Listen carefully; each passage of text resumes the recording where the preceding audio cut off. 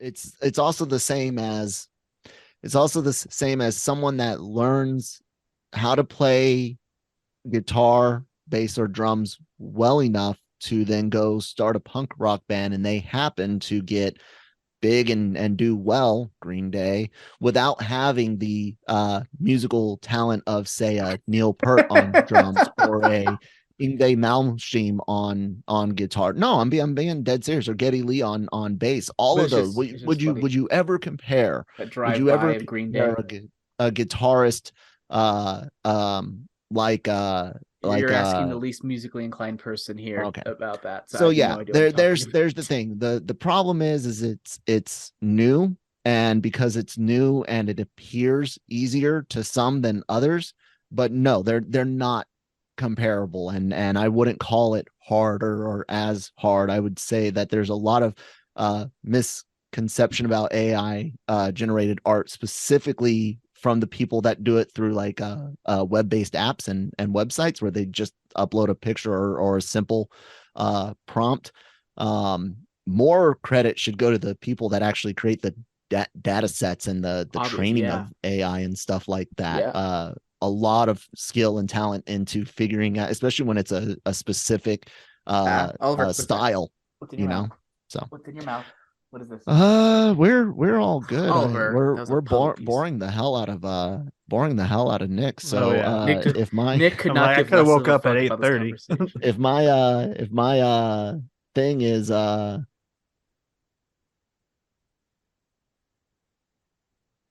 Hold on.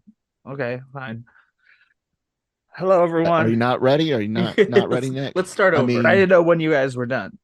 We're done. that's I Hello, everyone, and welcome to Breaking Geek Radio, the podcast, the international, not so much this week again,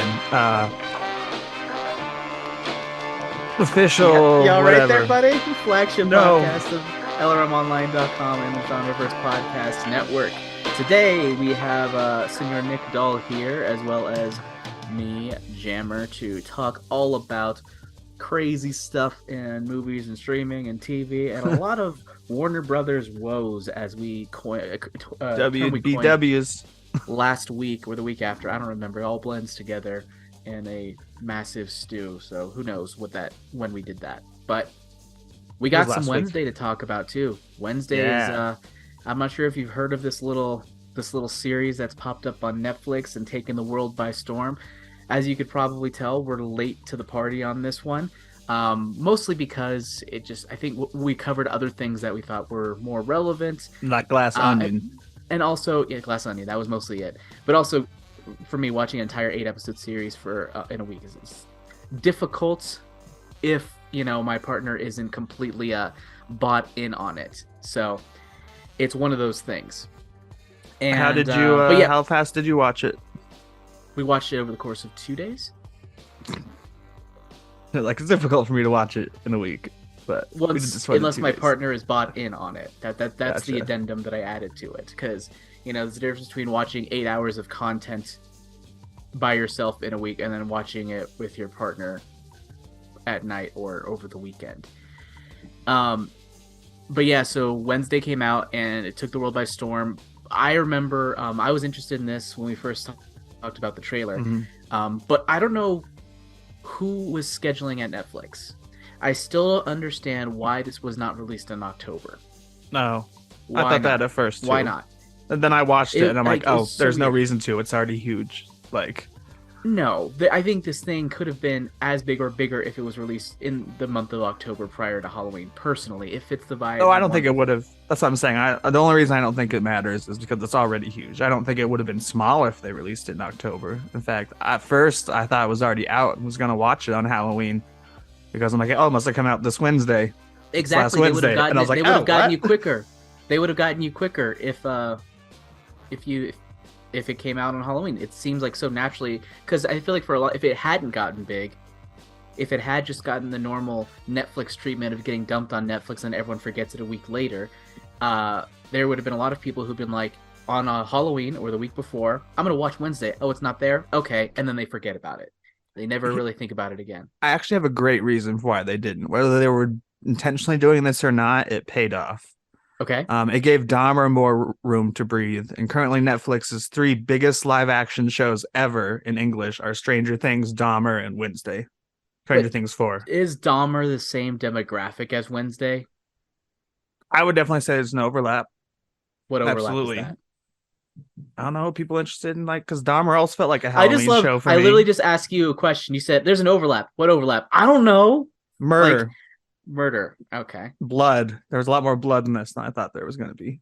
I mean, I know it's Netflix, so I thought they would treat something like Addams Family, with a little less violence. But yeah, we're gonna review that. It's 72% on Rotten Tomatoes, Jammer, which is lower than I expected. Yeah. And 8.4 out of 10 on IMDb. But 97%. What's the? Oh, go ahead. I was gonna say 97% of Google users like this show. What about on Rotten And Tomatoes audience score? that's 86. 86%. So That's actually higher than lower the than I thought it would 72. be too. Especially since I loved it, but it's not nearly as, I want to say not nearly as good, because I think it's really good, but it pales in comparison to a Dahmer or Stranger Things 4 as far as comparing it to their other top programming.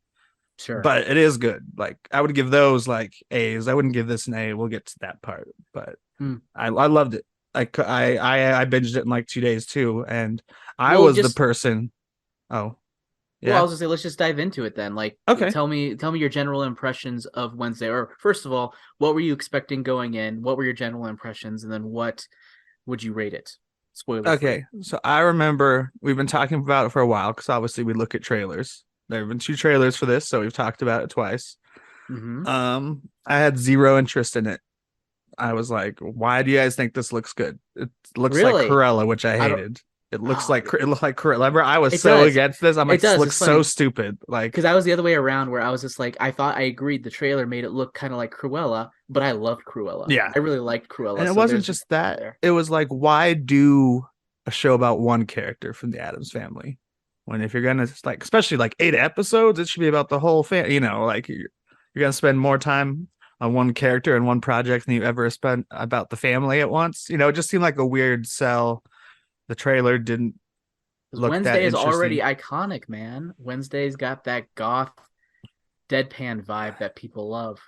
And that's what I found really interesting too, is I watched The Addams Family yesterday from 1991, directed by Barry Sonnenfeld, I think, who's actually the same director as Men in Black, which I was very impressed with. Kind of think I like him better than Tim Burton as far as 2 people who have the very similar style.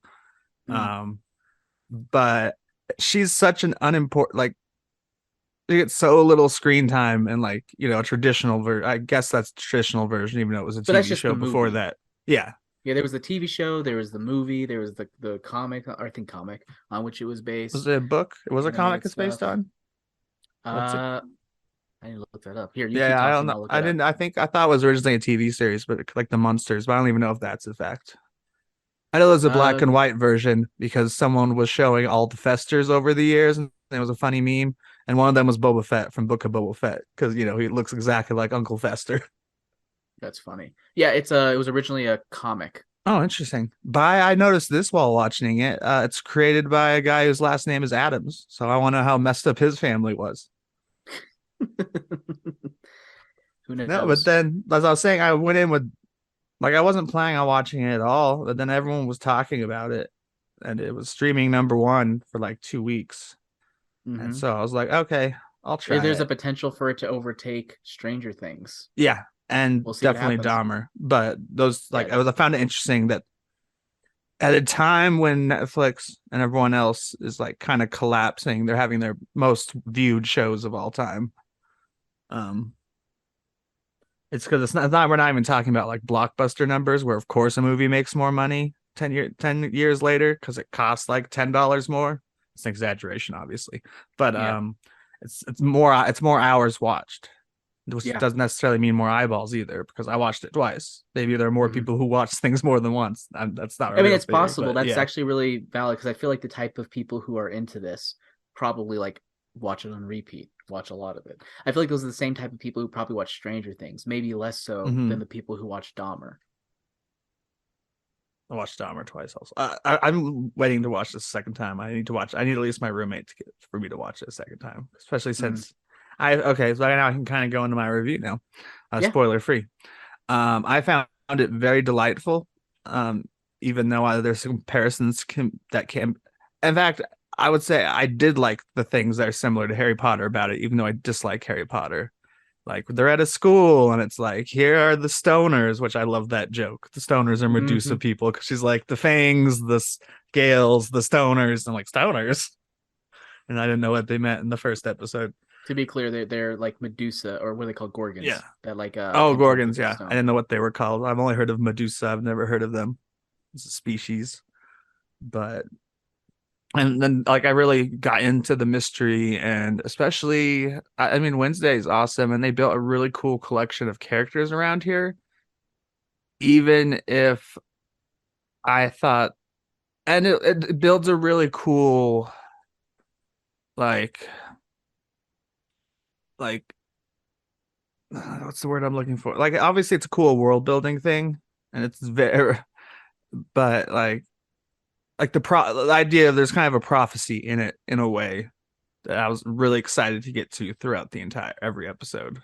Like, oh, when's this part going to come up that someone saw in a book, which is in the first episode, so I don't consider it.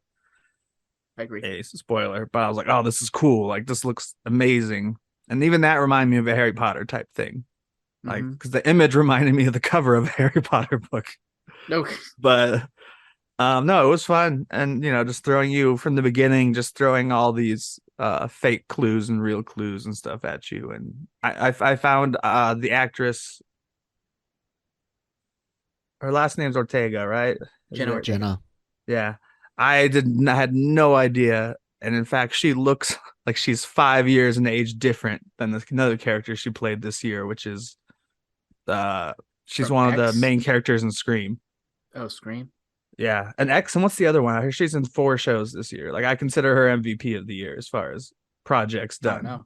Because yeah, she's in Scream, and she was amazing in Scream, but she looks like she's 5 years younger in this than she is in Scream, which is so weird.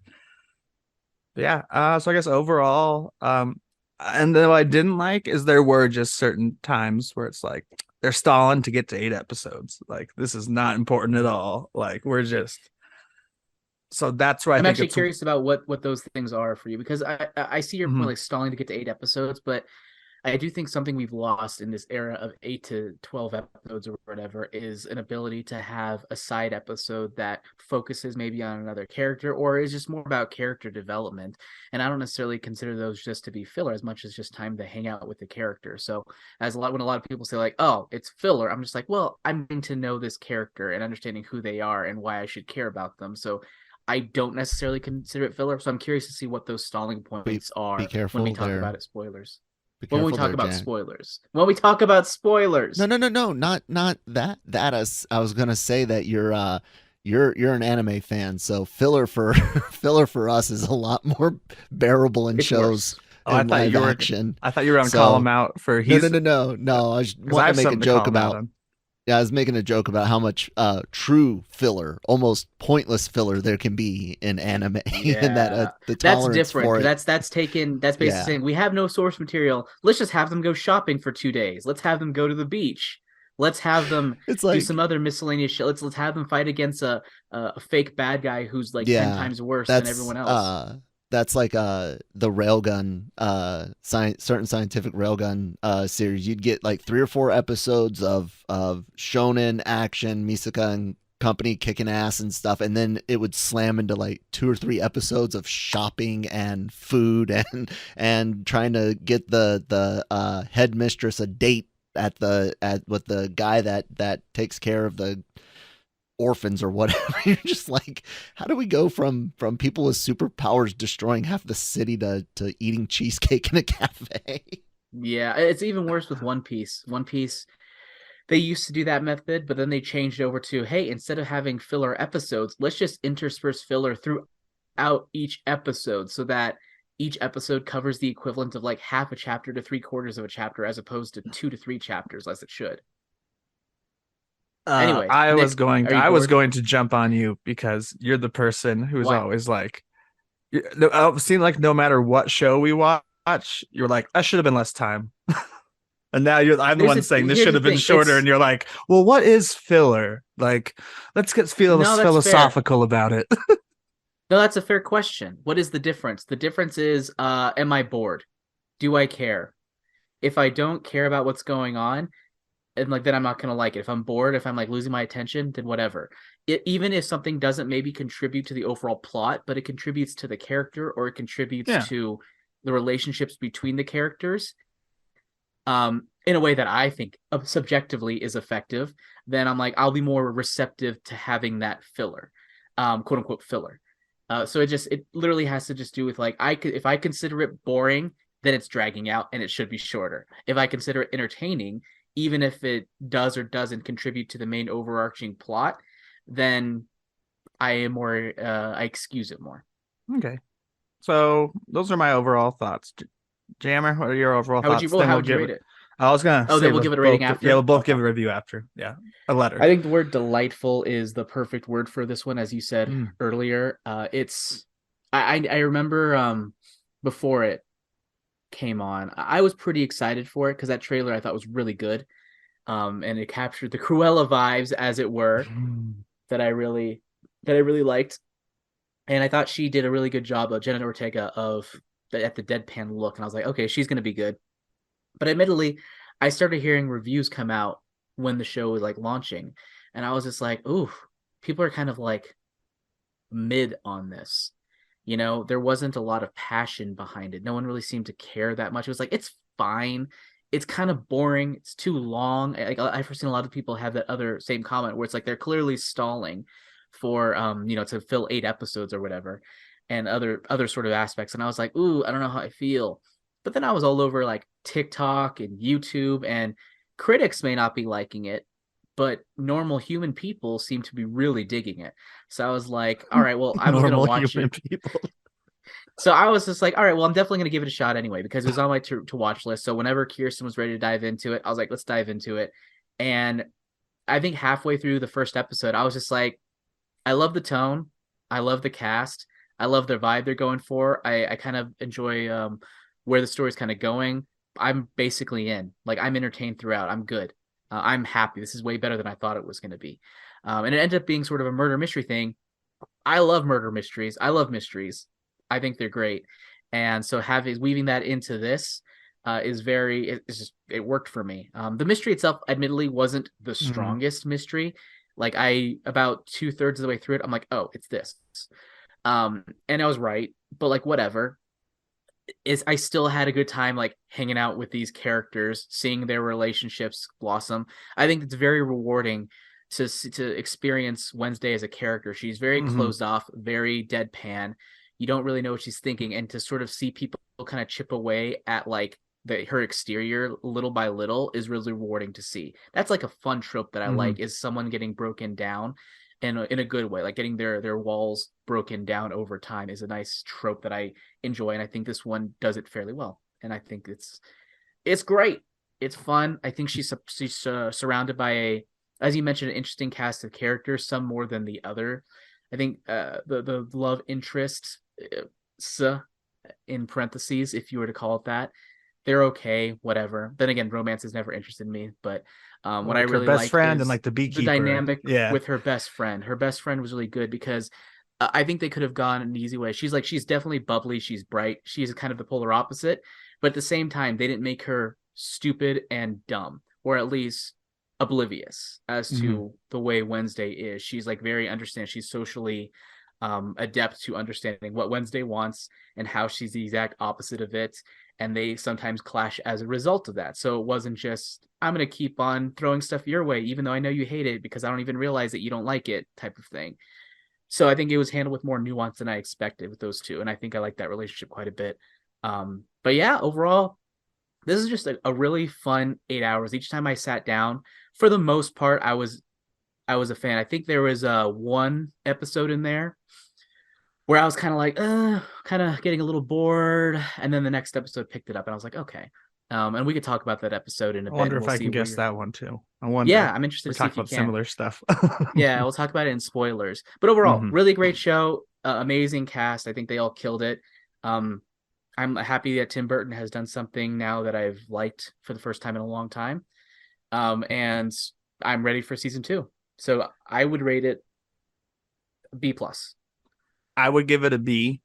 I forgot to say about Tim Burton too. It's like I love his original stuff. It's like super out there, but nowadays he either doesn't do enough, like Big Eyes or whatever it is, where you're like, how do I know if this, or he does too much, like the animated Addams Family claymation Did he do one or that? Frankenweenie. I thought he did that. If not, even like Frankenweenie or something, where it's like, wow, and now it just feels like a different director trying to do Tim Burton. Like he feels kind of like one of those directors who's trying to capture his old mojo, but doesn't have it anymore, kind of like a Lucas. I don't think Lucas tried to capture his old mojo. I think he was interested in doing something completely That's different true. that no one else wanted. But I thought this was the right amount of Burton, even though obviously he created it. He directed the first 4 episodes, but he actually didn't even direct it all. But when you're the showrunner or the creator, you set the tone. Solid chunk. Yeah, he set the tone. 4 episodes more than I thought. It's half. It's a not insignificant amount of episodes. No, I was actually surprised. I thought he would just be directing the pilot, maybe That's what I the thought second too. one. The fact that he did all 4 was really impressive. And as you said, he set the tone for, I think it was one other director, maybe 2, who took on the rest of the series. And I think they all did a great job of maintaining that style. I think we need to stop using the word pilot these days, don't you? Like they don't. It's just most shorthand. shows don't You're do right. it.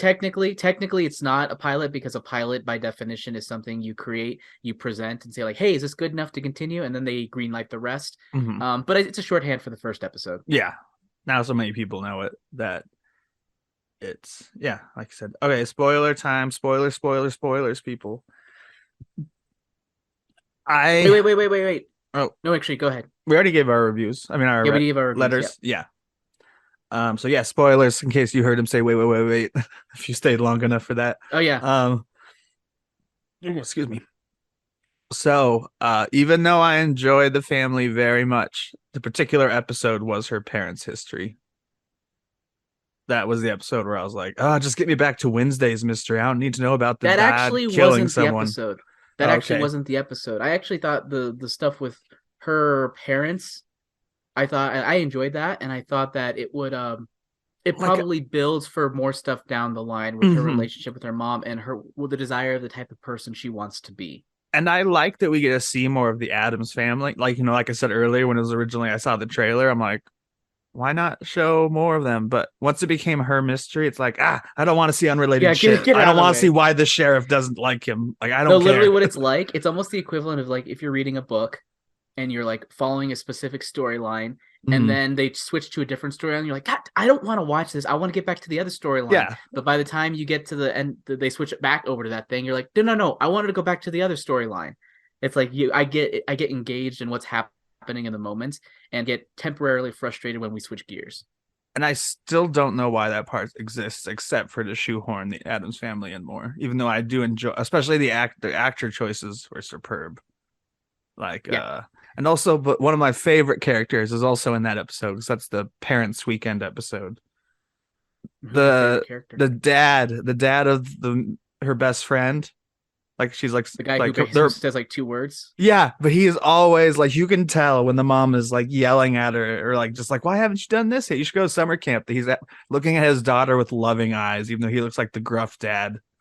He looks like, I was telling Kirsten this, he looks like the guy from Home Alone. The shoveler guy from Home Alone. He does. That's what I got the vibe from. That warm sort of grandfatherly look, even though he's a dad, not a He should play him in the spin-off series since the original actor is probably dead from Home Alone. And then just be about that guy. Let's just call it the shoveler. But that was what his name was in Home Alone. And there were a few relationship things, the whole trio of people liking her. I'm like, we can get rid of this. I know we're setting up characters that could be guilty. And in fact, I think all of her love interests were accused of something at one point, or accused of being the monsters. Love interests. Calm down. Did she have a third? I don't think so. Oh, I always thought Medusa guy was going to be more into her, but yeah, he was. Medusa's he was with what? Yeah, he was in The Friend. Yeah, and he was not accused. No, he wasn't. but he's also not one. So the Yeah. episode that I was talking about is Mhm. actually the episode that for me dragged a bit was the episode. And maybe it was just weird. The episode where we see a flashback to her quote unquote blonde haired Native American ancestor. It was really weird. It was just weird. It was a weird flashback, and it didn't seem to contribute to the overall plot that much. We had See, we mhm. had a the whole thing with the previous I guess founder of the town and her burning that statue and getting revenge for her ancestors.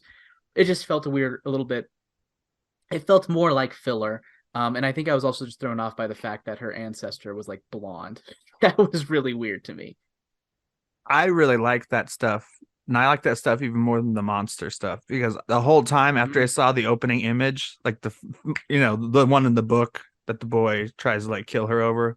Mm. If you've seen the series, you obviously know what we're talking about. Like his mom drew it in the past, and it's like a vision because they have telekinesis or something, which I don't know what that has to do with visions, but It's powers. That's the connection. yeah, but just that image, and the first time they even show it, like he's like, "You destroyed the school." I'm like, it looks like she's defending the school from a pilgrim.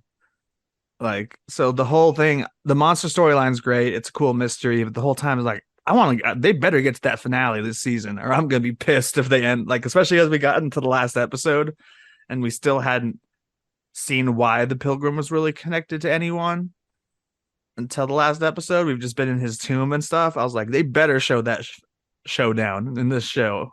That's why I like the flashbacks to her ancestor with the white hair because I'm like, Blonde.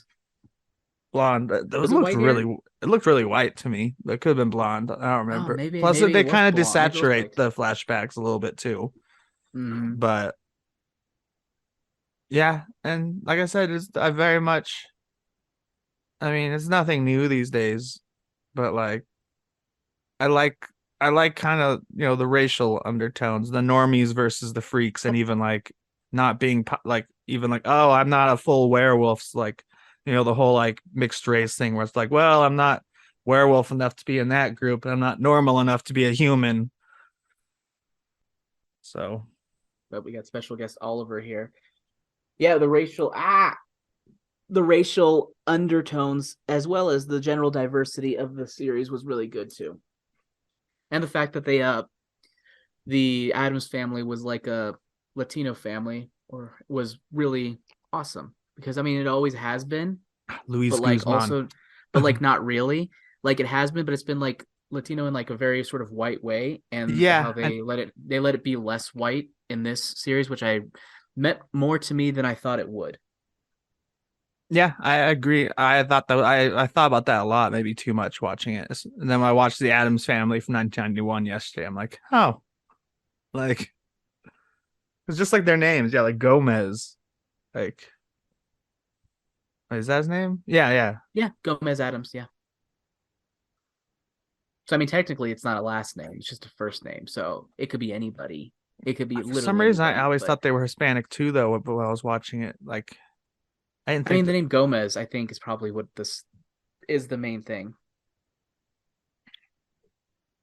But Yeah, yeah, I I don't. just appreciate that. Like Jenna Ortega, obviously Latino. Her brother seemed to look very much Latino. Obviously, Guzman, he's really, he's him.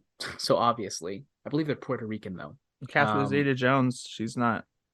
No, I she's super mean, white. But I mean, not the whole family doesn't have doesn't to she be, but have she's the mom. Spanish heritage? Not I don't know. necessarily like darker skinned Hispanic, but like Hispanic as from Spain heritage or something. I don't I might know. be wrong. Yeah, I don't know, but I mean, again, the whole family doesn't have to be, but I mean, just sort of the undertones there, and the fact that if one is and the other one isn't, the kids are sort of mixed, and Yeah. that aspect I think was really good.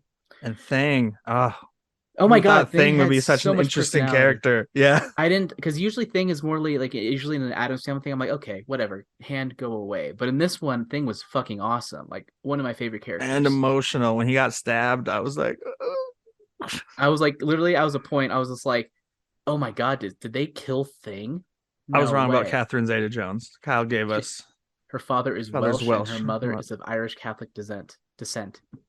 Well, if you're Catholic, you're already half Hispanic. No, I'm just kidding. Okay, I'm joking. okay. You're either Yeah, oh Irish or my you're God. Hispanic. Get out I'm of here. Irish. But yeah, I felt for Thing. It was interesting. Like, yeah, and they fleshed out all of her friends that you felt for them, like the beekeeper.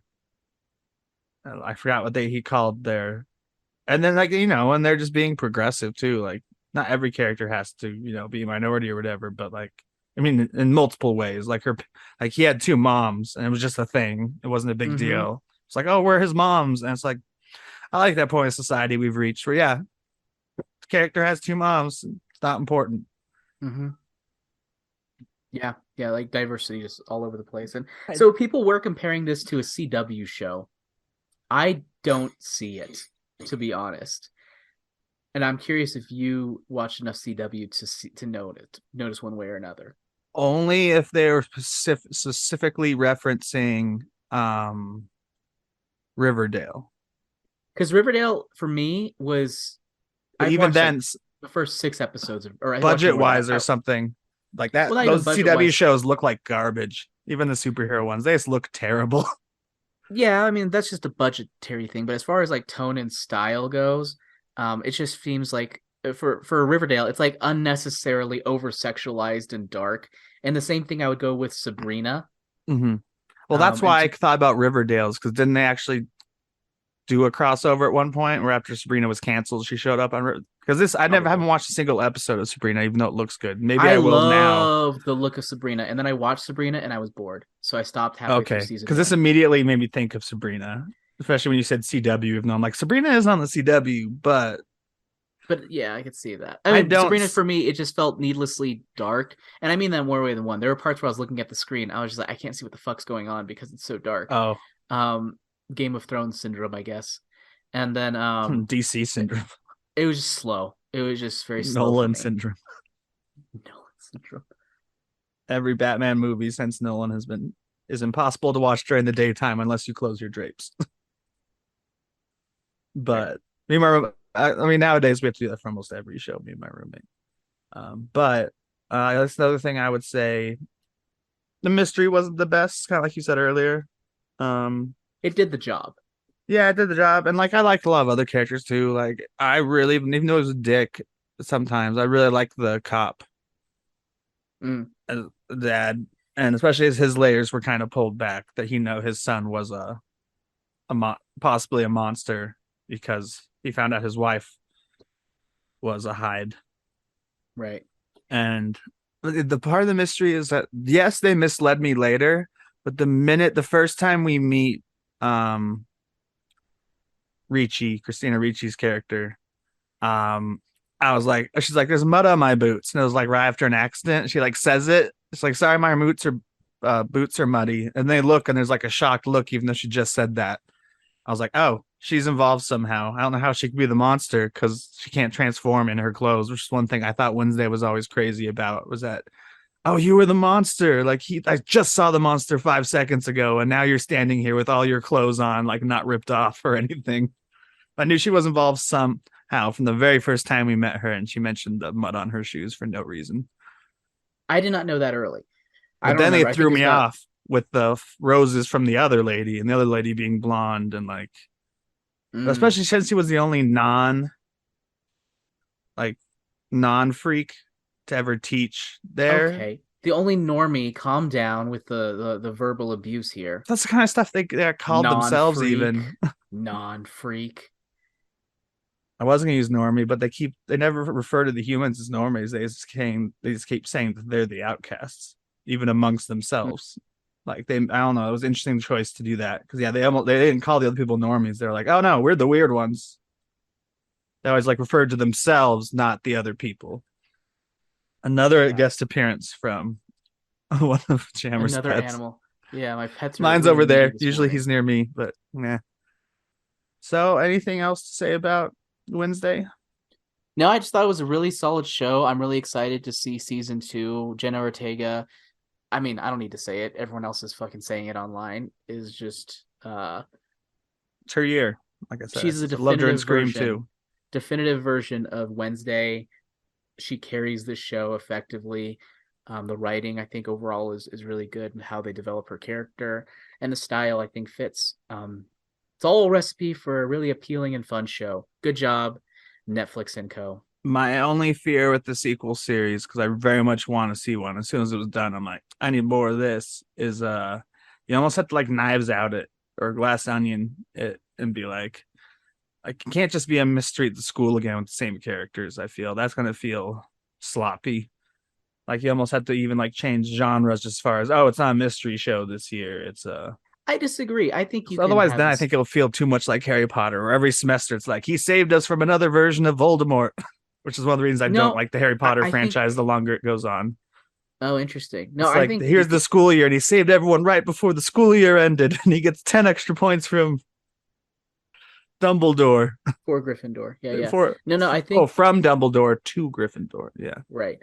So I think I disagree. I think you could definitely have a mystery each year as well as contribute to the overall storyline, because it's not like shows go like, hey, Supernatural, that was a great first season, but we can't have any more Supernatural storylines because it's too much of the same. So let's just switch genres into something else.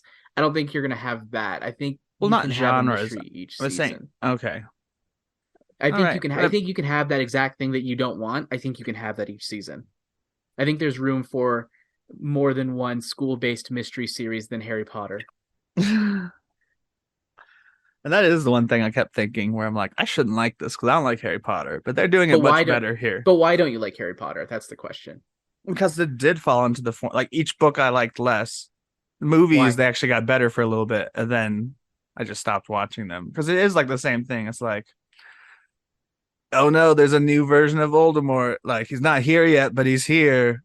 Now this time he's Tom Riddle. That time he's on the back of someone's head. And it's like the Harry Potter figures it out right before finals or right after finals. But then he's there for the last part of the series on.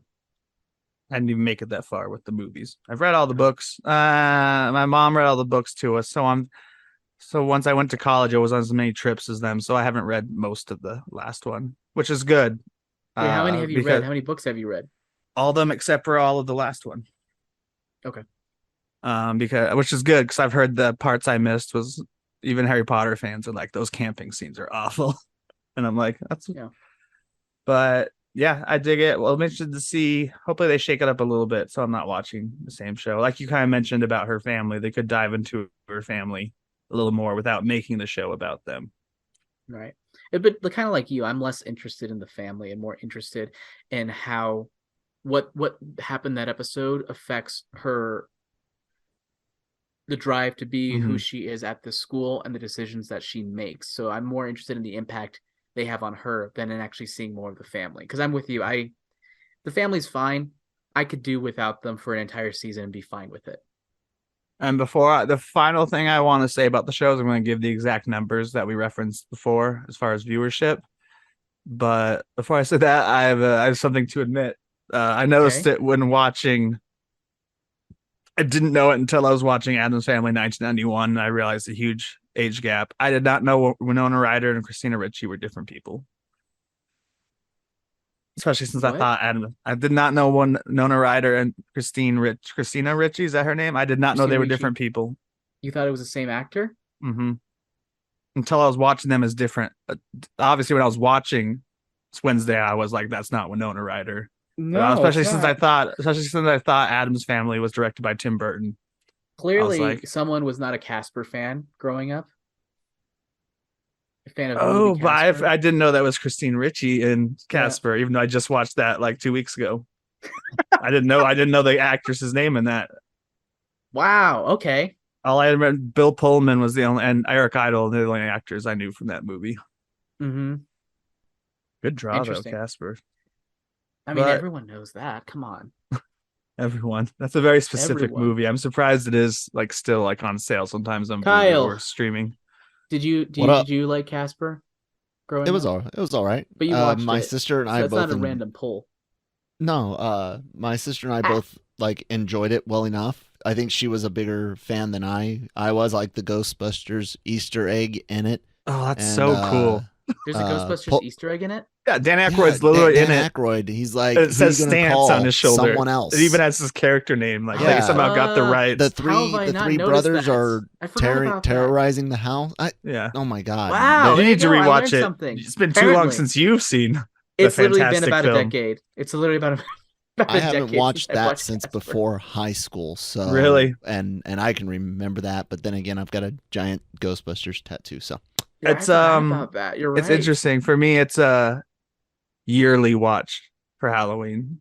Like I've never said that. It's never been on my official list, but it's definitely a movie I've seen every year for the last 5 years in October.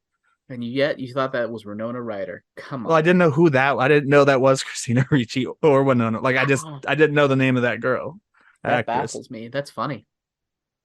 But now that I've baffled you, You're so brave to have come out. I so appreciate your bravery. come out as someone who didn't know there were different people until this show. Um. Okay, so it's one of the streamers' most popular series of all time. The total of 752.5 hours viewed since it premiered on November Million 23rd. million Yeah, hours. I know that the article it doesn't yeah. say The million, article but it just should be says million. hours. Yeah. It's number at the currently that puts it as number 3 most watched English language TV title in Netflix history. And they're calculating, like we said, that's going to perform better than Stranger Things, because that's the number 1 position is Stranger Things season 4 with 1.35 billion hours, 20 days, and Monster, which I never saw it called that, but Monster, the Jeffrey Dahmer story. Wow, it was called Dahmer, the Jeffrey Dahmer story too. Follows with the 856.2 million. So yeah, Yeah, so big the thing numbers, is, I which is one of think the reasons it brought me in. these numbers are calculated, I believe, over the course of a month, or is it 4 weeks specifically? Is it say in the article there? I believe it's over the course of a month or 4 weeks. Sorry, that was a prompt for you to look at the article, not take a drink. But Already closed. okay. I already closed the article, Oh, but okay. no, it's just they're tracking it. Like they keep saying, like, oh, it set the record for this amount of time. No. My point is that the numbers that Stranger Things has is over the course of a month, I believe.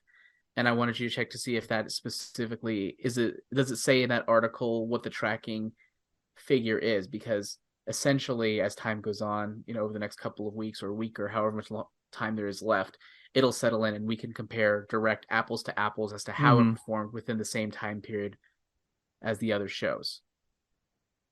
Maybe we'll see. I'm sure we'll hear more about it. I was really hoping that you would have pulled it up by now, but I'm gonna go ahead and do it since I closed the website there.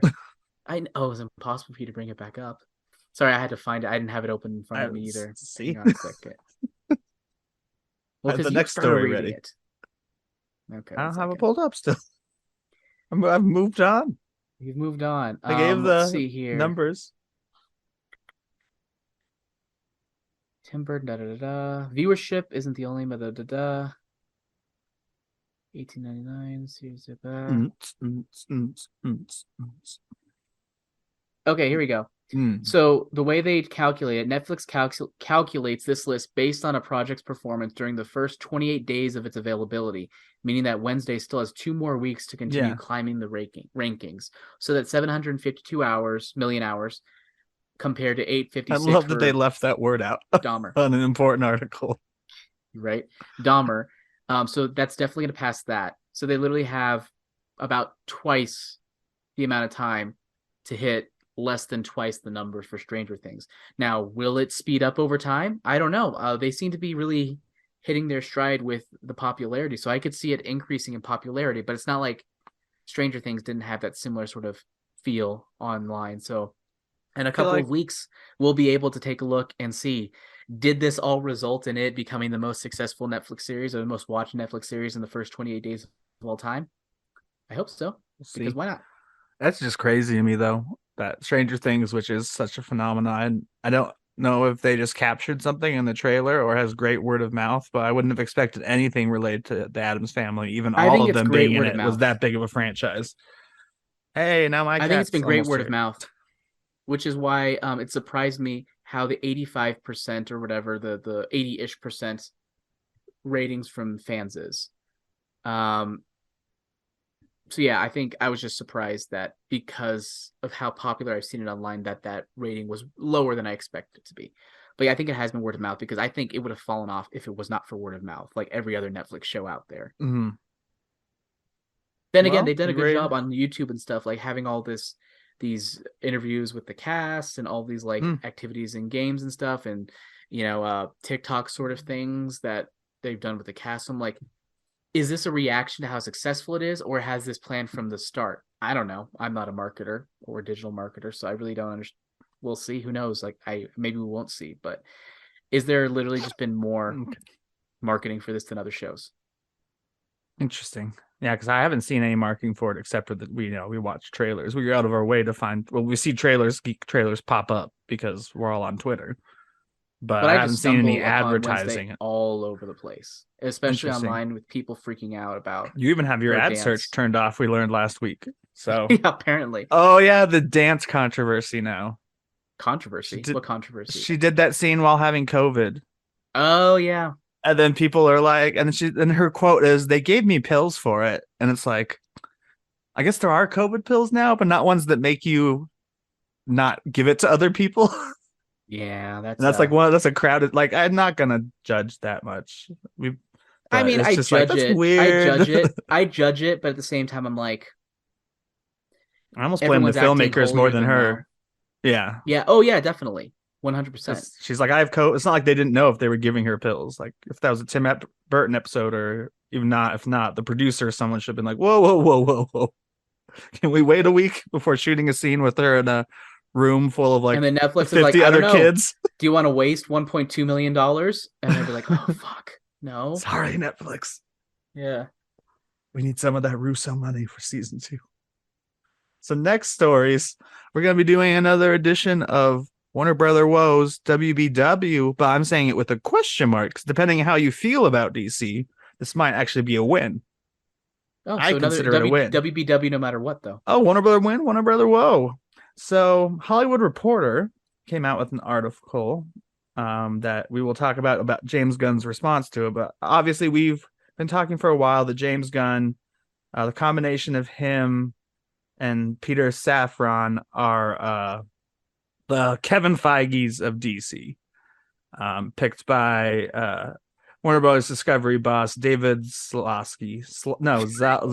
I've said it Zaslav. Zaslav. I've said it. That's what's funny is I've said that name before. I'm even reading it off the screen. I'm like adding syllables. But oh, I have my story switched. Whoa, give me a second. I'm just getting my shit together, everyone. I almost gave the response from James Gunn. Okay, I can start it. Yeah, you can do that. I mean, I haven't pulled up, but you can start. Oh, okay, you'll go for it. Okay, because I got to let my dog in. This story was from the Hollywood Reporter.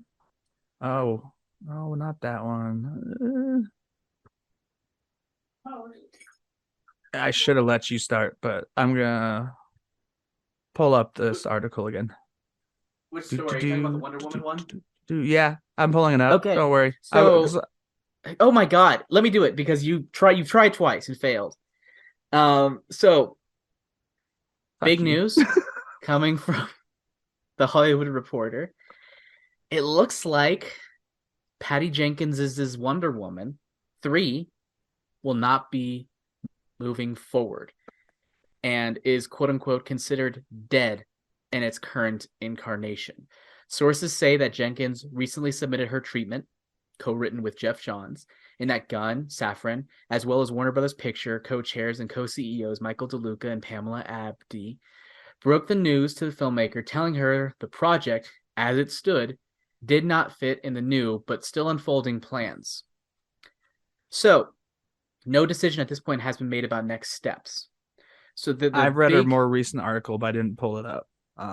I forgot that it wasn't in this article, where it said they gave her a chance to do a different treatment, and she was like, "No, I want to do this, or I'm not doing it." Oh, so go ahead and is that it, or is there that's it? Quote that you can use. I didn't think to pull up the article because I thought that was included in this one because stuff's been unfolding since this article. There's my cameo for my cat, very quick, but because they also go on, not to steal your thunder. Well, part of that they're talking about costs. Gal Gadot would cost $20 million. Jenkins set up for $12 million before the bonuses you get being on the back end. And again, this article makes it clear that Warner Bros. Had no comment. And when we talk about James Gunn, it sounds like a lot of this could be speculation. This story, And it goes on to well, actually, it's interesting. Godot tweeted a big thank you to her fans on Tuesday, saying she was grateful to be allowed to play the heroine and role model. But she also wrote, "Can't wait to share her next chapter with you." So it wasn't like, "Oh, thanks for letting me play it. Like I just heard I'm fired." It was like, it was probably drumming up support. I'm gonna go ahead and read that article that you mentioned. According to Deadline, you found the other one? Cool. Yeah, Jenkins' pitch for the sequel had character arc problems that rivaled those of Wonder Woman 1984.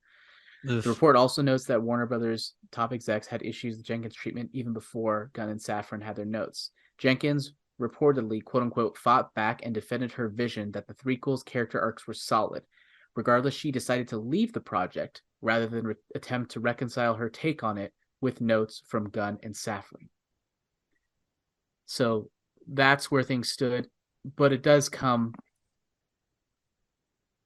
in the wake of James Gunn and Peter Safran showing up, and it sounds like they have a very distinct vision for what they want the DCEU to be. And this comes on, there's so many other rumors like are now running around with Aquaman 2 being the last time Jason Momoa is going to be playing Aquaman, and that he'll be playing Lobo going forward in a new iteration. Which is what DC. Danny wanted when we were like, who would you cast as Lobo? Danny's first answer was Jason Momoa, and now it's like, that might happen. It was like, but he can't. He's already taken. Now it's like, because I mean, I guess part of what this article boils down to, because it also brings Superman into question. Henry Cavill actually returning. But what this basically boils down to is, will they do, and I think they should, a complete reboot of the DCU, since they're so obsessed with making it all connected. Because I think what we've gotten so far, the best movie's been the one that's unrelated to anything else. The Batman, which the article also mentions is safe. That's its own little pocket verse. Though someone online was like, let me guess, this new universe is going to grow out of the Batman. I'm like, I don't, unless they overrule Reeves. People correctly. Are so, I hate people where they're just like, oh, well, let me guess. I am so knowledgeable and jaded that I know how Hollywood works and I know how they think. I feel attacked here. That's what Manny and I do every day, well, almost every day on the Daily Cog. However, shameless plug. I will say, Manny and I both, we're not readers of GFR and watchers of Overlord DVD only. So what Manny the hell is GFR? Giant freaking robot. Oh, okay. Yeah, okay. I'm name dropping bullshitters out there. Allegedly bullshitters. They're bullshitters. They were right once. It's crazy how good they were right once. No, Giant freaking robot has been right more than once. Clock. Calm down. But yeah, the thing is hours before James Gunn came out and said what Nick is going to talk about, Manny and I said the exact same thing he says in his tweets. We talked about how there's no way you're going to jettison all of it. It's already so far over the place, and there's already so much stuff still going on throughout next year. You can't jettison it all. You pick and choose what you're going to keep. You look for what's worked, what hasn't. Like, that's on the Daily Cog. We recorded hours before that even popped up. It was the James Gunn quote, but after this article, you recorded it. Yes. So, it does seem there's been a lot of stuff. Whenever the trades getting involved, you've got Variety, Deadline, Hollywood Reporter, and additionally The Wrap. All I think the only one that really hasn't had too much going on with this particular story this time around was Variety, but they're all trying to get their own little nuggets out there to get the clicks, get to put the coveted exclusive in your headline. But it does seem, when you connect all the dots together, that she had an idea of vision. Those that have heard her talk about Wonder Woman 84 know that was her vision, her baby. She claims control and ownership. She said she had a lot more of a collaborative thing for the first film. It does seem like they said, this isn't going to work, go back and do something else. Can you make another pitch? And allegedly the door's still open. A lot of the other things like Lobo and stuff like that is just kind of connecting dots. Like when Momoa was asked about other things he would work on, and he mentions his love of comic books. And if you know me, you'll know what I'm working on, and people connect lines to that as well. It's messy. It is. So Yeah, as Kyle's saying, I mean, everyone has their own take, and the Hollywood Reporter article is the one that's blew up the most. So there have been other people after that. They were the first. Yeah, they were the first. Hashtag first. Damn it. But they're basically, this article is proposing that everyone could go. The two that are kind of, and they also say the same day an article came out earlier in the day saying they were doing a Hawkman spinoff and a Black Adam spinoff. This came out later in the sequel. This article came out later in the day saying, confirming what people were saying before The Rock released his article, which was it did lose money, and the sequel to that is unlikely. Earlier, before this article it came out, there was an article like that. I don't remember where it was from, but The Rock shared being like, "Hey, it made money," because we were reporting them before that it was going to lose a bunch of money. I feel like I'm totally down to talk about that as well, but I feel like you're kind of weaving that into something that's not quite related because Well, I mean, I'm just saying the article says also unlikely is a sequel to Black Adam, despite the hype surrounding the movie of launching a new corner of the DC. A lot of it led to star Dwayne Johnson. The movie has only grossed $385 million worldwide. Insiders at the studio say the movie, which costs more than $190 million to produce, two sources peg the actual cost of $230 million, not including marketing, will be lucky to break even. But yeah, one thing I do want to mention also is the whole situation with Henry Cavill, as you mentioned. We know he came back and was like, I'm back as Superman. And so that might not happen. That might not happen too. Yeah, Man of Steel 2 might not be returning. That might be shutting down. And they mentioned here that with regards to The Flash, which is coming out next year, Cavill shot his part of a cameo in September. But sources say there was a debate inside the studio as whether or not to keep the cameo, and if its inclusion promises something that the studio would have no plans on delivering. So, and they also talk about, like, because after The Flash, which you could use to rewrite everything if you reshot part of it, because that's what Flashpoint is, which it seems to be based at least loosely on. They talk about Shazam, Fury of the Gods. Actually, it does come out before. I don't know. That comes out in March. Blue Beetle, which was a really cool surprise last week, or maybe it was even earlier this week. No, it was last week. James Gunn released the poster and it says like in theaters August 18th. Because wasn't that originally it was a Max HBO Max original? Yeah. And they're talking about, would those be able to move forward even as other ones maybe aren't? And that would be interesting. But I think the real thing is that Blue Beetle could totally be the beginning of the next wave, because there might be no one who crosses into that, so there might be no references to the DCU in that, especially with probably reshoots they're doing to make it more you don't have to do reshoots to make it more theatrical, but we haven't even heard they've wrapped production on Blue Beetle. So they decided to make it theatrical before they started shooting it, so that's they did nothing new. Yeah, when I saw the poster I was like, right on. Like before Gunn, it's like we cancel movies. After Gunn, it's like we bring them to the big screen, baby. No. So actually, Zaslav, when he first came in, after canceling a bunch of projects, promoted Blue Beetle to theatrical. After canceling Batgirl, he immediately did that for Blue Beetle. So like that was like back then when Batgirl was canceled, is when he promoted Blue Beetle. Yeah, so that's old news.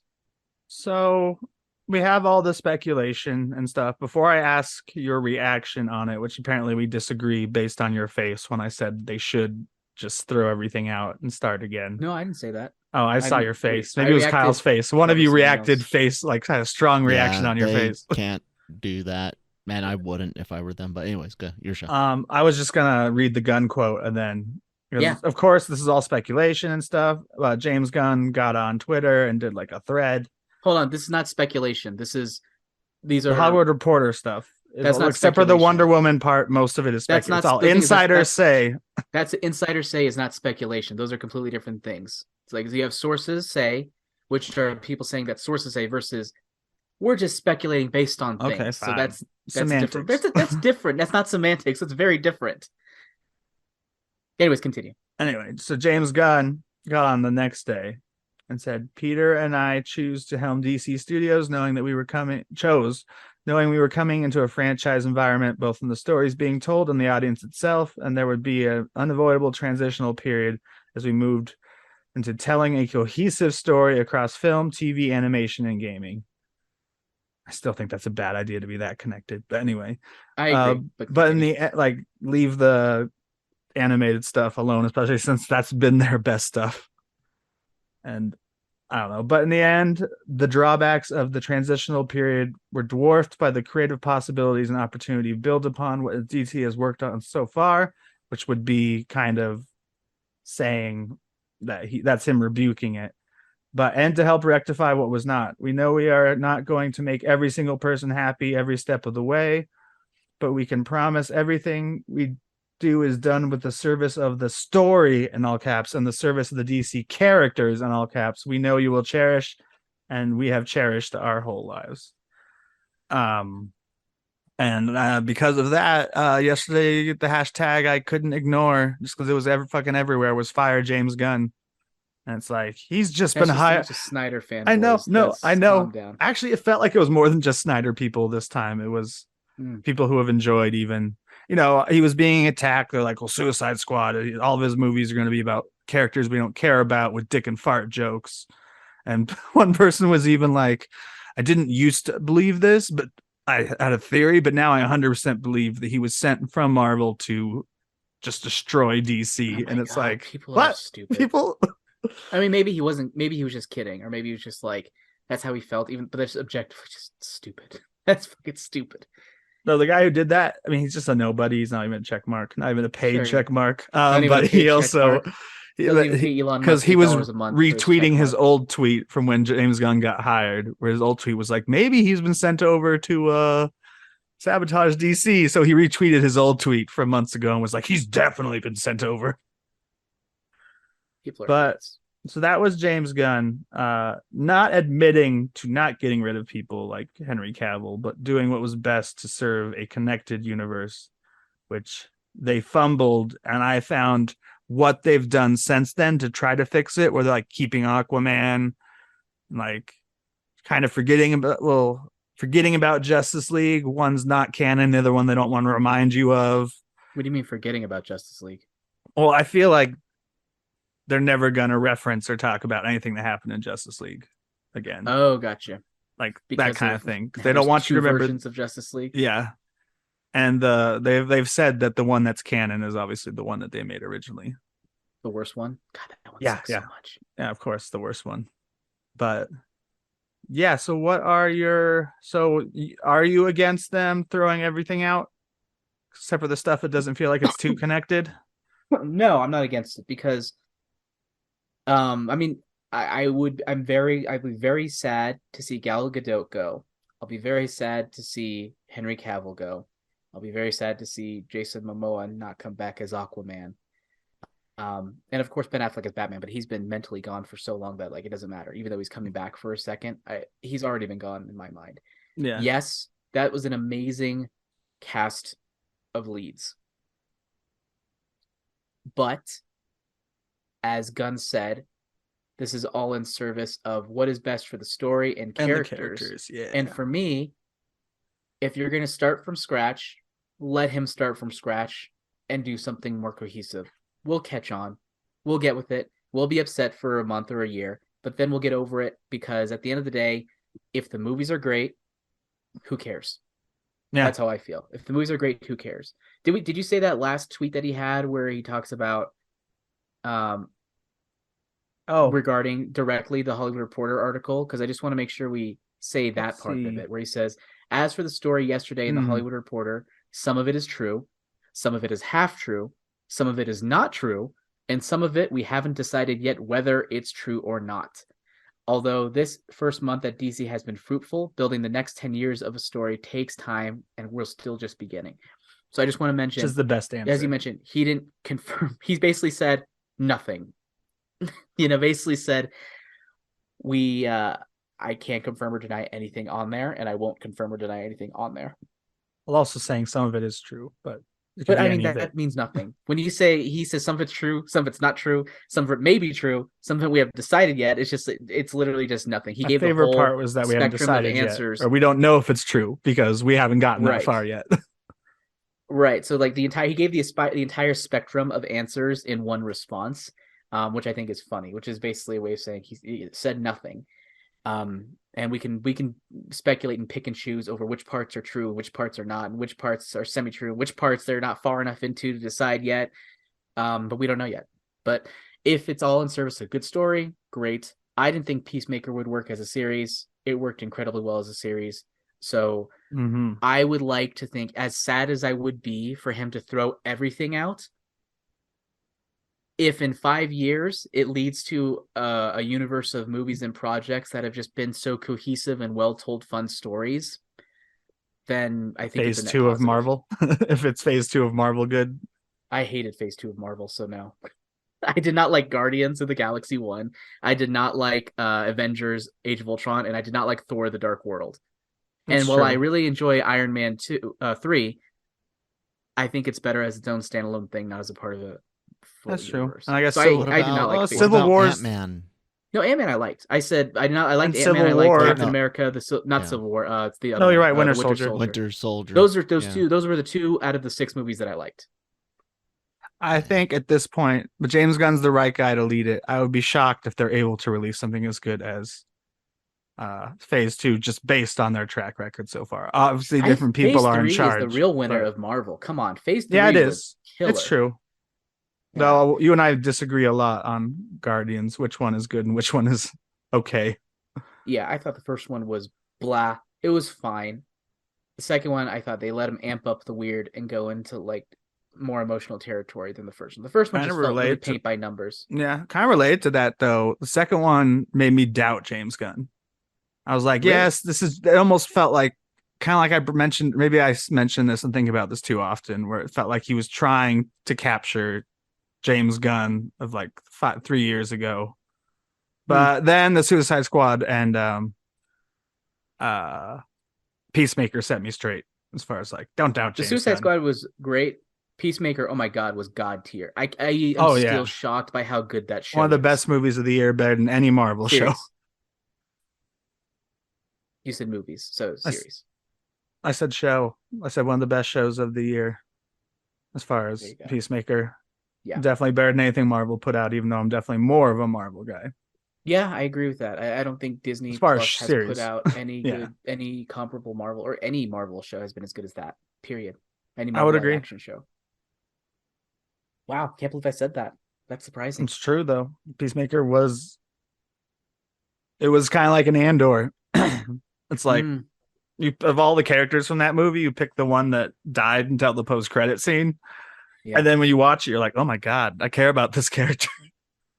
Even though he's still just have an only asshole. watched- I still have only watched an episode and a half. You remember how I said that getting buy-in from your partner is essential to watching shows? Kirsten is really bored by Andor, so I haven't been watching Andor. So it's just about time. I'll probably find time this weekend to watch a few episodes, but it's going to be a slow burn for me, which apparently is kind of like what the show is anyway. So maybe it's a good thing. So, Next. ready to move on from WBW or WBW the other way? Our Yes. last story today, because we're trying to keep it short in stories. In fact, this will actually be a much shorter episode than normal. Here's the title from Variety. So, people have seen Avatar, the movie about caring about the environment and all that stuff. And it was only shown in London, so everyone flew out to see it and their gas guzzling airplanes after the movie being, well, that's the thing. They could have shown it everywhere, but they're like, no, critics can only see it in London. And it was like, okay, a movie about the Earth, then make everyone fly to one place to see it. Is the second one But- about the Earth? The first one was. The second one's about oceans. Well, neither of them about the Earth. They're going to the Earth in the fifth Does one. the second or one whatever have a he said. BP oil spill? Something like that. It's probably going to be like the one subplot from Black Panther. Where he's like, Which one?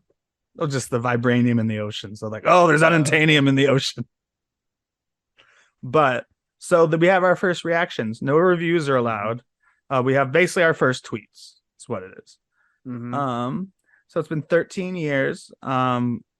Even before these reviews came out, I've been shocked. I think it's going to be huge. People are really excited for it. I didn't think they would be a few months ago, but they are now one of the most Avatar fans are now one of the most annoying fans on Twitter because they're attacking people who are just like tepid about it, like me. Where I'm like, so I knew, I knew for me, I still kind of have really not that much excitement for it, and I haven't for years. But at the same time, I knew when the time came, I'll get excited for it and I'll watch it, and we'll see what happens. But watch it on Disney Plus. I'll definitely watch it, and I'll definitely be excited. There's no, especially being unemployed. I mean, because you know me, if I can afford it, I'll watch anything for the podcast, basically. But especially being unemployed, I will probably be able to get out of watching this horrific. I don't know. It's not gonna be horrific. I just didn't like the first one. You're not gonna sell me on seeing a movie just because it looks pretty, unless it's like stop motion or something. But so after 13 years, we finally have our first reaction. Pandango's Eric Davis said, "Happy to say Avatar: The Way of Water is phenomenal. Bigger, better, and more emotional than Avatar. The film is visually breathtaking, visceral, and incredibly engrossing. The story, the spectacle, the spirituality, the beauty. This is movie making and storytelling at its absolute finest." Happy, fat, sad, confused host Josh Horowitz. I love it. These are like some of the exact people I do follow. I saw them tweet it because I follow both those critics. James Cameron once again shows filmmakers how it's done.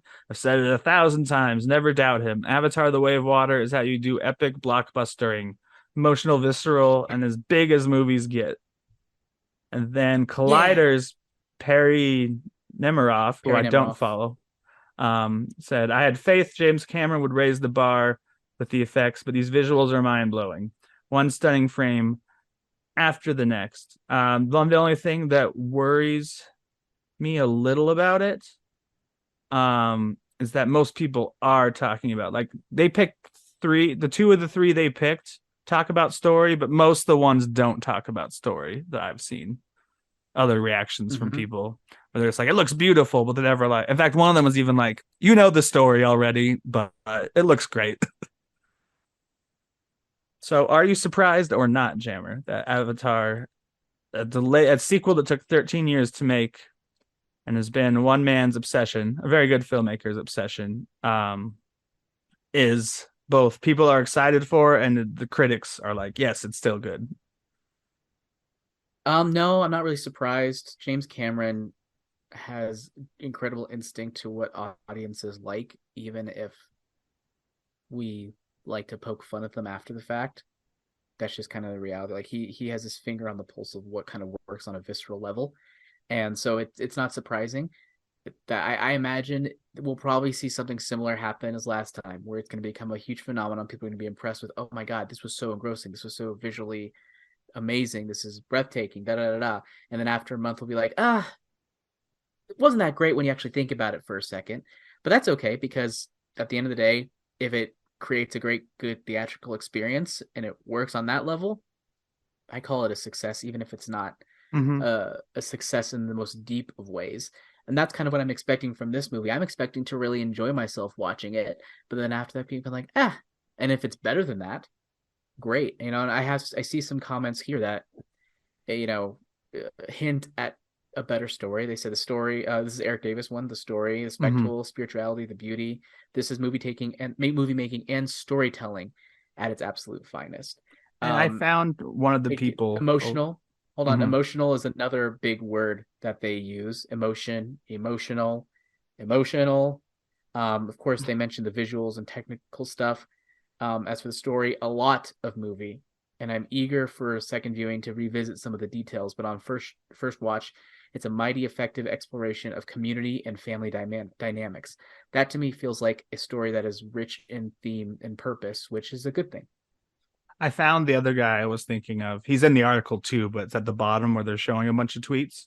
Ian Sandwell is the one who said, unsurprisingly, Avatar: The Way of Water is a visual masterpiece with rich use of 3D and breathtaking breathtaking vistas. It does suffer from a thin story and too many characters to juggle, yet James Cameron pulls it together for an extraordinary final act full of emotion and thrilling action. So again, he says emotion, but he said the part that I was most afraid of, which is thin story, like the first one, and too many characters to juggle, which I found a problem with the first one. Mostly, I couldn't tell any of the characters apart. Racist. I was like, I think that's a Sigourney Weaver one. Until they talk, I'm like, and I think actually the biggest troll of all is James Cameron, and I don't have a problem with that. When you're someone like James Cameron, I mean, like if you're going to be a big successful, not all directors have to do this. Spielberg's always struck me as like a humble guy, but like, you know, James Cameron and Zack Snyder are out there being like, look, if you don't like it being this long, fuck you. Like, I don't literally say fuck you. Well, James Cameron literally does say fuck you in some of the interviews, but he's like it's very interesting. One of the most interesting quotes, and they have one in this article too, but not the same quote. Is I mean, you don't get to being a big Hollywood director. No, exactly. You got to have the bravado and be, you know, you have to be into what you're making, like, and believe in it wholeheartedly to be someone like James Cameron, especially with the success he's had. He has made a lot of great movies. Avatar is just not one of them for me. Sure. Like, I still have no interest in the sequel, but I'll watch it. I'm down. Give me. But one of the interesting two different people who tweeted this year, both great filmmakers. Christopher McQuarrie. Someone asked him, like, when's a good time to go to the bathroom in your movies in general? And he's like, never. You need to watch every frame. And James Cameron's version of it was, whenever you want to go, because you'll be seeing it again. Oh, that's a good one. Yeah. I like that. And, you know, one of the complaints I always complain, and I'm usually proven wrong when we see a movie with over a 3-hour runtime. Though I have gone to the bathroom every 3-hour runtime movie that has been released in the last like 10 years, including Endgame and The Batman. Thankfully, with The Batman, it was the one scene they'd shown online already, and I'm like, perfect. But yeah, funny for me, as I've grown up, I've started to care less and less about going to the bathroom, because I used to hold it, and I used to not understand how people get up in the middle of a movie and go to the bathroom. For me now, I'm like, I'm a fucking adult. I need to go to the bathroom. I'll go to the fucking bathroom if I want to, and I'll just go as quickly as I can and come back and then be comfortable for the rest of the movie. I kind of Glass Onion.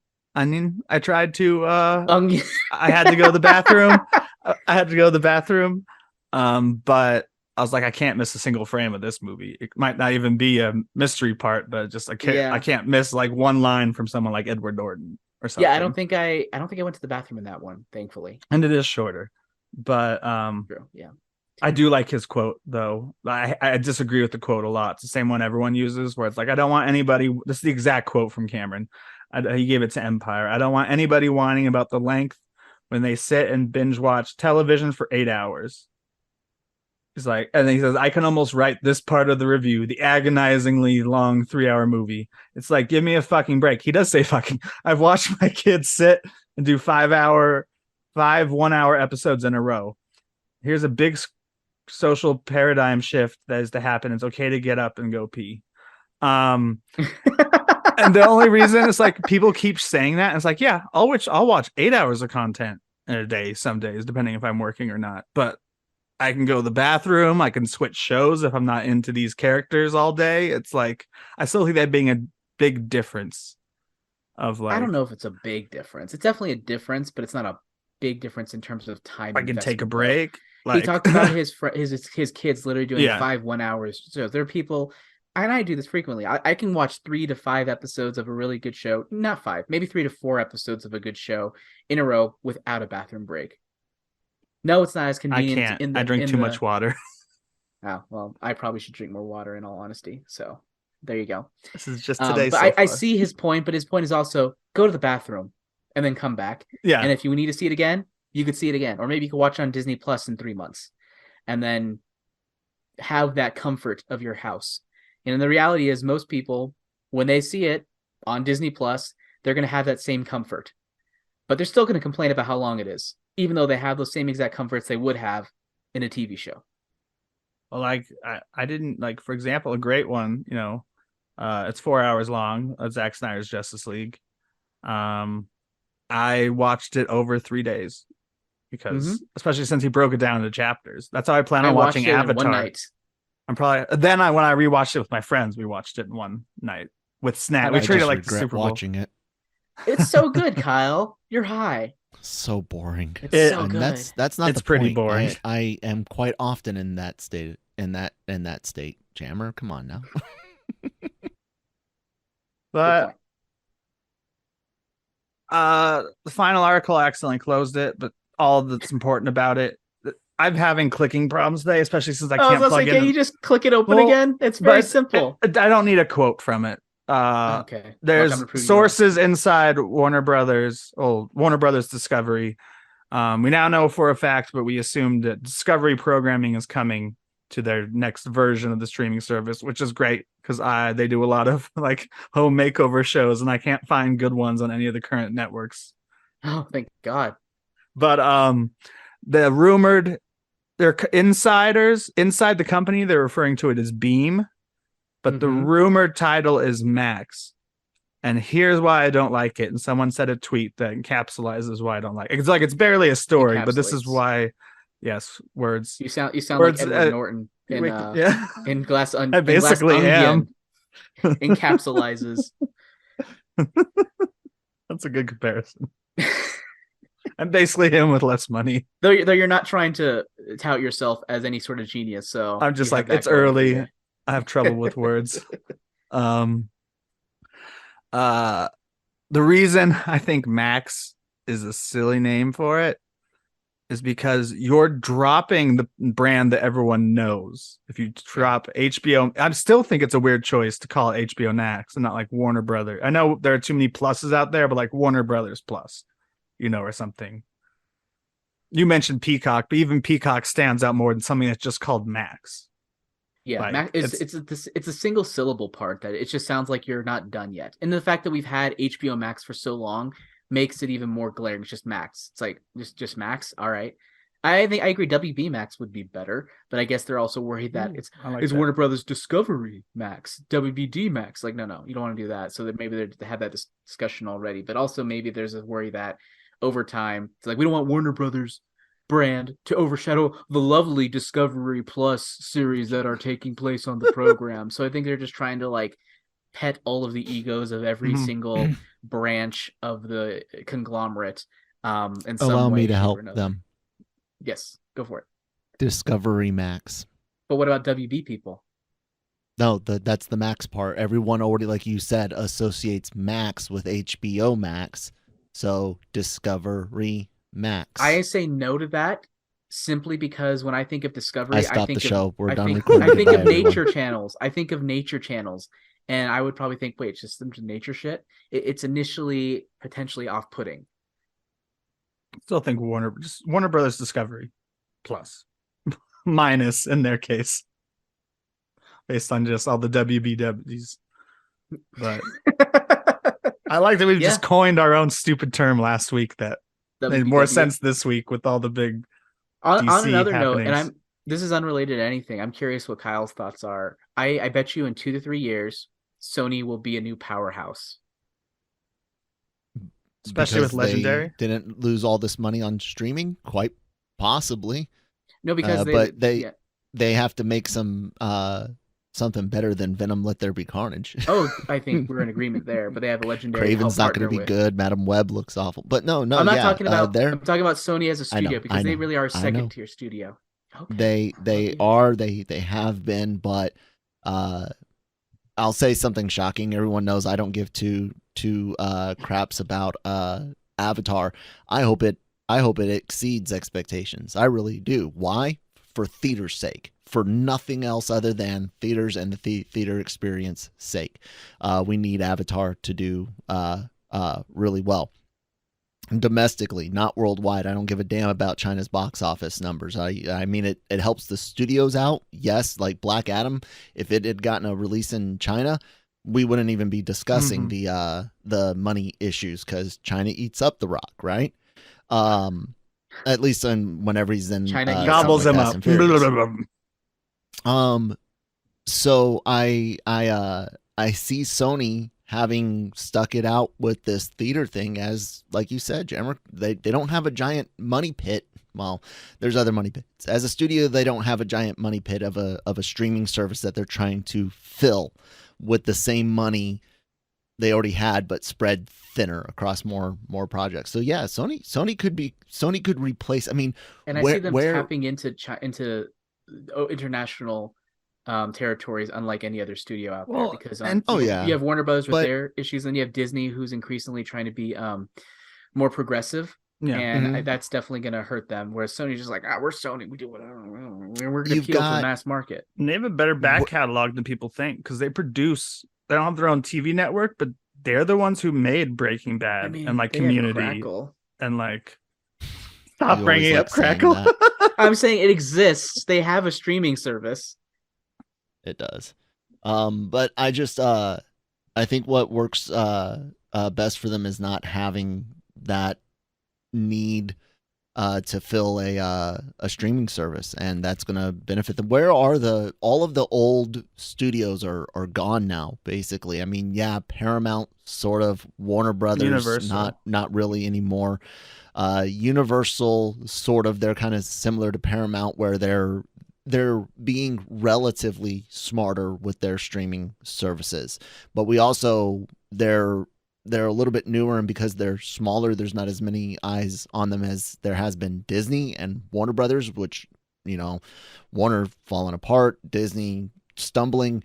Those other two can kind of skip by. Sony's the only ones really that are relatively operating like a traditional Hollywood studio. And it's hard to stumble when you're already on the ground. You're already laying on the ground. There's nowhere to go but up. I could say more until Madam Web, and then they hit rock bottom again. Perfect way. We need to end on Jammer's line and then Kyle's follow up to that.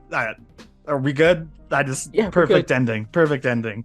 So that you've been listening to another fascinating episode of Breaking Geek Radio, the podcast, and we are so glad that you joined us today. Of course, you can find us all over smattered all over the Genreverse podcast network and different audio listening podcast apps, basically. I believe we're on Amazon now, Kyle. That's correct. Apple, basically wherever you get your podcast. Amazon's a big get, sounds like to me. Because they actually have a very impressive library of music too, if you belong to Prime.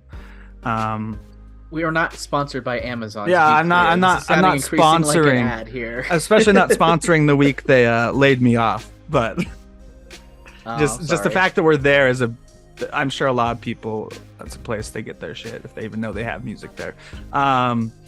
We are also on YouTube, of course, if you'd like to watch us.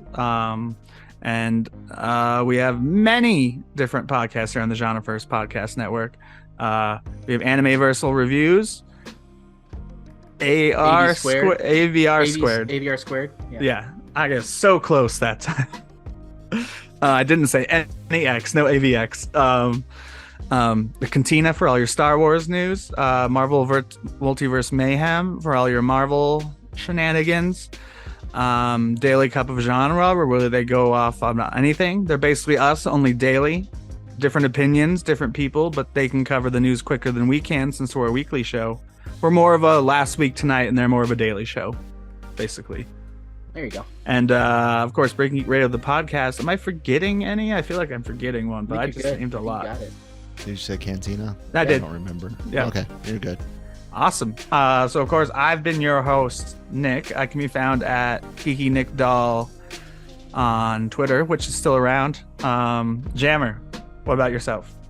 You can find me on Twitter at AJ Cerna Writer, and you can find me under the name AJ Cerna on Amazon and Audible.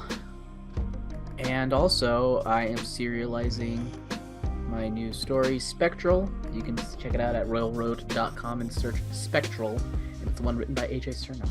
And because my mind wasn't woken up all the way at the beginning of the show to introduce everyone, of course, we've had Kyle, who you've heard on the ones and the twos, our wonderful producer, and he's at that Kyle Malone on Twitter. So with that, hasta lasagna.